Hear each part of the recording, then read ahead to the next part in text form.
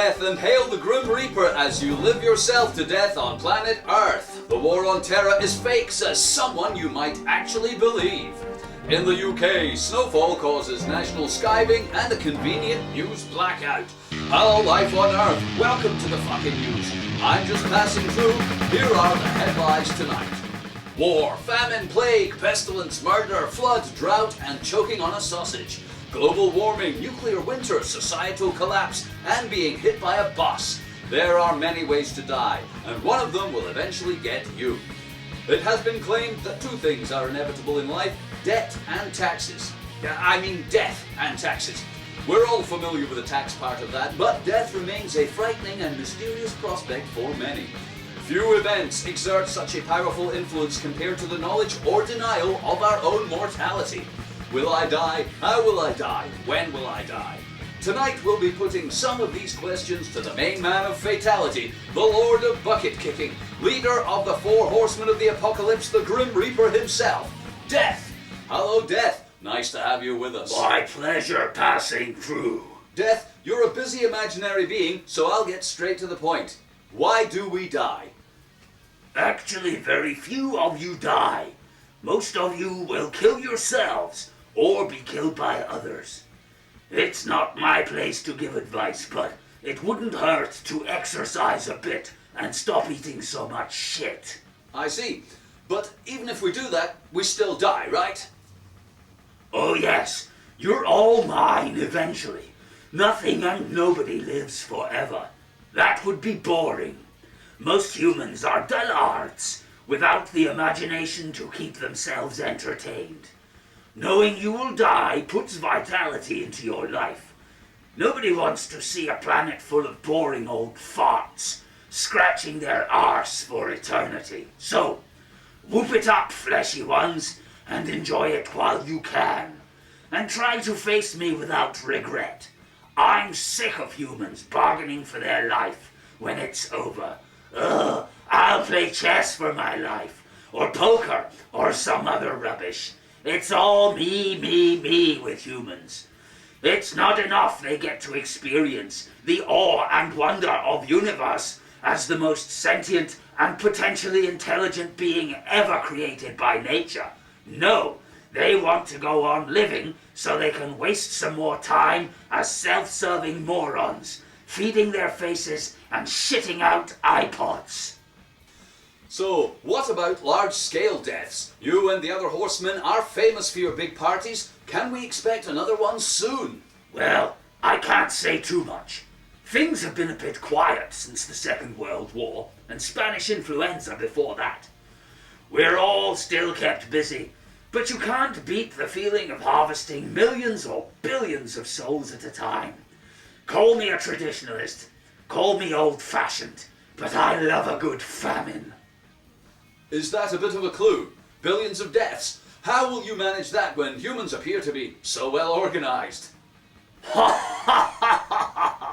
Don't make me laugh.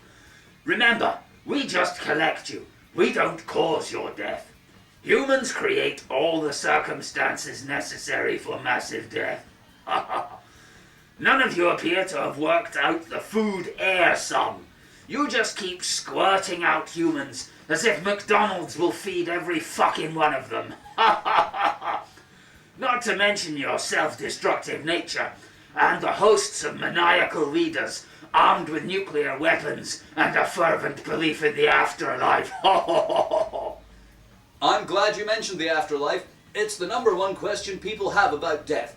What does happen after life? Well, I wouldn't want to spoil the surprise. So, let me just say this. After your life is over, it's exactly like before it began. Whatever that was. Thanks, Death. Before you go, can you just give us some idea what you and the gang will be up to in the near future?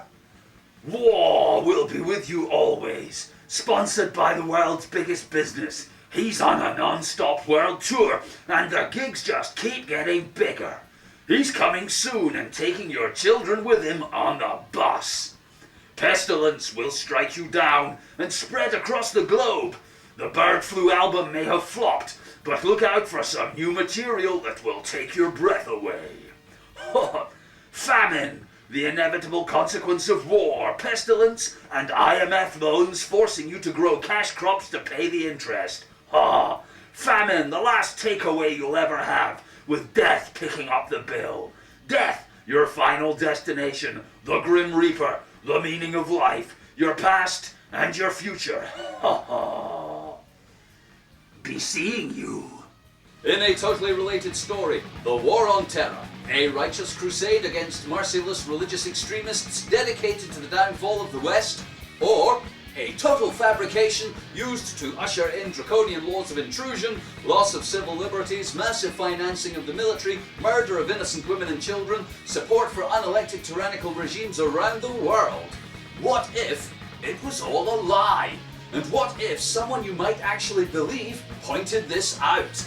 Step forward, Paul Craig Roberts, an economist who served in the Reagan administration, earning fame as the father of Reaganomics, a former editor and columnist for the Wall Street Journal, a graduate of the Georgia Institute of Technology and a postgraduate of the University of California, Berkeley and Oxford.